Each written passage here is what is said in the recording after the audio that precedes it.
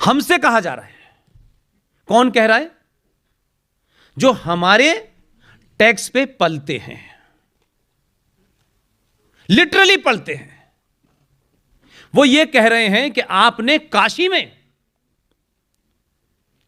3,000 करोड़ रुपया खर्च करके हुकूमत का ये हिंदुओं के मंदिर का जीर्णोद्धार क्यों किया? वो हमसे कह रहे हैं। और हमारे राजनेताओं की बात तो छोड़ दिए, वो तो वैसी भी अकल से पैदल होते हैं। हम जवाब नहीं देते समाज के तौर पे।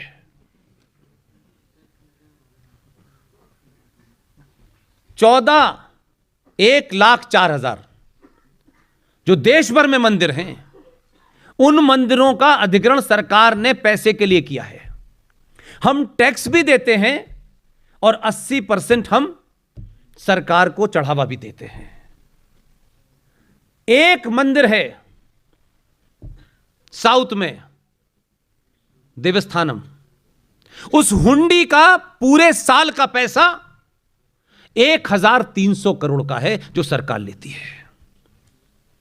ये जो वैष्णो देवी है, इसमें 560 करोड़ रुपया सालाना चढ़ावा सरकार को जाता है। इसलिए जो लोग सेकुलरिज्म की बात करते हैं, देखिए सेकुलर सरकार को मंदिरों से दूर रहना चाहिए, तो सेकुलर सरकार को किसने कहा था कि हज के पास चले जाओ? क्यों सरकार के एक्सचेकर से हज को पैसा पिछले 70 सालों से दिया जा रहा था? और हम नहीं कह रहे कि सरकार अपना पैसा खर्च करे। हमारे एक मंदिर का पैसा भी साल भर की हुंडी का इतना है कि हमारे जितने बड़े मंदिर हैं उसमें सिर्फ 10 का उद्धार हो जाएगा। हम अपने पैसे से कर रहे हैं, सरकार के पैसे से नहीं कर रहे। यह गलतफहमी है। इसलिए आपको किसी बात की चिंता इसलिए नहीं करनी चाहिए कि आप किसी से पूछ के काम करेंगे। इसलिए शुरू में यहां शर्मा जी ने फिजिक्स का एक फॉर्मूला बताया था, न्यूटन्स का। Newton's third law of motion क्या है? हम साइंटिफिक लोग हैं, मैं इसकी बात कर रहा हूं। हम सनातनी लोग साइंटिफिक हैं, और सनातन का मतलब ही साइंस होता है, कुछ और होता ही नहीं है। Newton's third law of motion कहता है every action there must be an equal and opposite reaction. अगर साइंस से खिलवाड़ करेंगे तो आपकी दुर्गति होगी। गांधी जी ने इस पूरे फॉर्मूले को ही पलट दिया। उन्होंने कहा एक गाल पे कोई चांटा मारे तो तुम दूसरा आगे कर देना। साइंस के विपरीत गए वो। लेकिन आपने गांधी जी का बदला 2014 में दूसरे गांधी को बेच के ले लिया। यह भी उन्हीं की जमीन से आया है, मीठा खाना खाता है, एकदम शुद्ध साइंटिफिक आदमी है। इसने कहा every action there must be an equal reaction. इसने उतना नहीं किया। 19 वाला कहता है कि एक साथ दोनों गालों पे मारो, यही साइंस का फॉर्मूला है। अब साइंस से भारत चल रहा है। अब समस्या क्या है? अब जो लोग कह रहे हैं कि देखिए साहब हिंदू इंटॉलरेंट हो गया, हिंदू इंटॉलरेंट नहीं हुआ, क्योंकि तुम साइंस को मानते ही नहीं हो, क्योंकि तुम्हारी किताब में लिखा हुआ है कि जमीन चपटी है और ये पहाड़ जो है पेपर वेट है। अब इसका इलाज हमारे पास नहीं है। तो साइंस का सही एप्लीकेशन भारत में शुरू हुआ है, और अभी तो सिर्फ एक ही फॉर्मूला अप्लाई किया है उसने। इसलिए काशी के अंदर जो भी कुछ हुआ, उसमें बहुत सारे लोगों को मैंने सुना है कि बड़ा सारा ऑब्जेक्शन है, ऐसा नहीं करा, ऐसे विधान से कहा। ये विधान बताने वाले लोग 4,000-5,000 साल से कहां बैठे हुए थे। इसलिए हमको कोई भी राष्ट्र दुनिया में उसके साथ क्या हुआ है यह बड़ा खतरा नहीं होता। उससे राष्ट्र कमजोर नहीं होते कि हमारे साथ बुरा हुआ है। राष्ट्र इस बात से कमजोर होते हैं कि जब आप सत्ता चलाते हैं तो आप लोग उसी चीज को बढ़ाते हैं। वो ज्यादा बड़ी प्रॉब्लम होती है। इसलिए हमें ज्ञान व्यापी मस्जिद, कितना आपको पैराडॉक्स नहीं लगता? ज्ञान और मस्जिद है, लेकिन ज्ञान व्यापी मस्जिद हमारे पुरखों के मंदिरों को तोड़ करके हमको ह्यूमिलेट करने के लिए आपने हमें पढ़ाया कि ज्ञान व्यापी मॉस्क जो है वो हिंदू मुस्लिम इन यूनिटी का स्तंभ है। यह हमको पढ़ाया गया।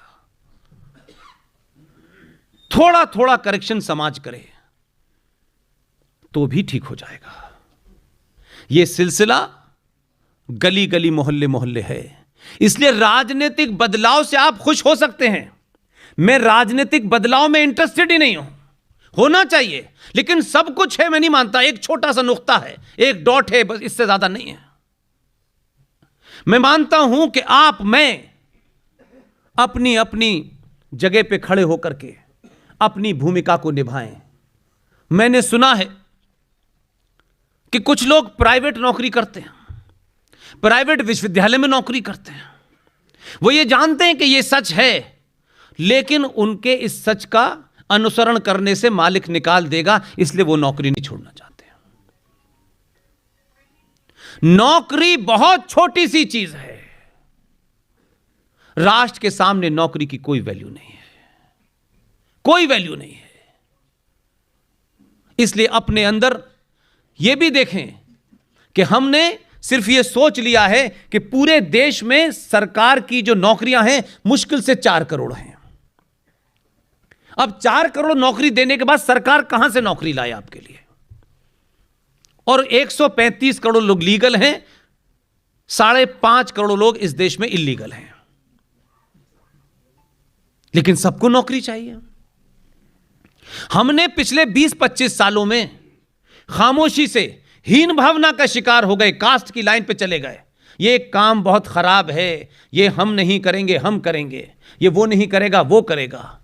पूरी सब्जी मंडी हिंदुस्तान की आपके हाथ से चली गई, पूरी फल मंडी आपके हाथ से चली गई, पूरी नाई का प्रोफेशन आपके हाथ से चला गया। शहर में एक भी इलेक्ट्रीशियन नहीं मिलता, एक भी प्लम्बर नहीं मिलता, और जो लोग पंचर जोड़ रहे थे उन्होंने उस पर कब्जा कर लिया है।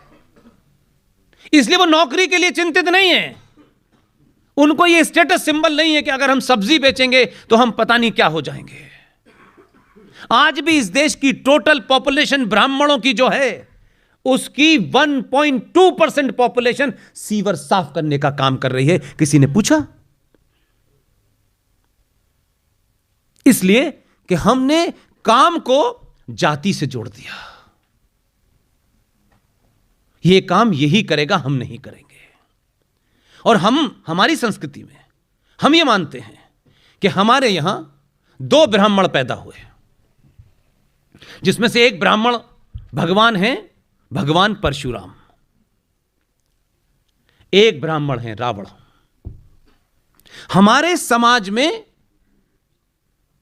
परशुराम का यह वाक्य है, जन्म जायते शूद्र, मनुष्य जन्म से शूद्र होता है, कर्म से ब्राह्मण ठाकुर वर्य बनता है।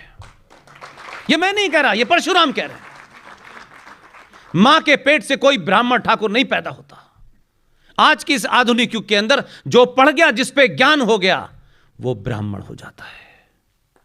जो फौज में चला गया वो छत्री है। वहां कोई नहीं पूछता कि महार रेजिमेंट में कहां से आए थे, वो नहीं पूछता। इस जाति प्रधान, कर्म प्रधान भारत में लोग जाति की कीचड़ में उलझे हुए हैं। और वही ब्राह्मण जो मंदिर में शास्त्र पढ़ाता है, पूजा कराता है, वो भगवान राम जो क्षत्रिय हैं उनकी पूजा करता है।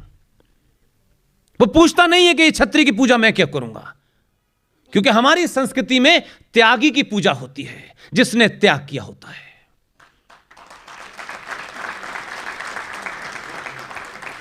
इसलिए भगवान राम को जब वनवास हुआ तो वो गए, तो हम शौर्य की कहानी अपने लोगों को, अपनी मांओं बहनों को उन कथाओं में, मंदिरों में, मठों में नहीं बताते, भावनात्मक बातें करते हैं। वही भगवान राम जो इतने आदर्शवादी थे, घर से निकलते वक्त अटैची भर के कपड़े नहीं लेके गए। यूएस पोलो की 2 टी-शर्ट रख लूं, ये नहीं सोचा उन्होंने। रास्ते में कितने राजा महाराजा थे जो उनके पिता को जानते थे, किसी से मदद नहीं ली। यह सिंबल है उन सनातनियों को जो सनातनी अपने ऊपर शर्म करते हैं।